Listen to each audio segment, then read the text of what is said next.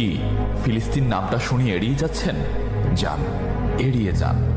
কেননা ফিলিস্তিন তো আর আমাদের বাংলাদেশ না। কোনো সমস্যা নেই, এড়িয়ে যান। কিন্তু একটা কথা মনে রাখবেন, সেই কাল কিয়ামতের দিন যখন আল্লাহ আপনাকে প্রশ্ন করবে, তখন কি করবেন? কি করবেন যখন জিজ্ঞাসিত হবেন যে কেন আপনি মজলুম ফিলিস্তিনদের পাশে থাকেননি? জানি উত্তর দিতে পারবেন না, কারণ আপনার নিজেরই জানা নেই এর উত্তর কি হবে। এখন হয়তো বলতে পারেন যে আমি কি করে ফিলিস্তিনে গিয়ে মজলুমদের পাশে থাকব, কি করে এত দূর গিয়ে সাহায্য করব?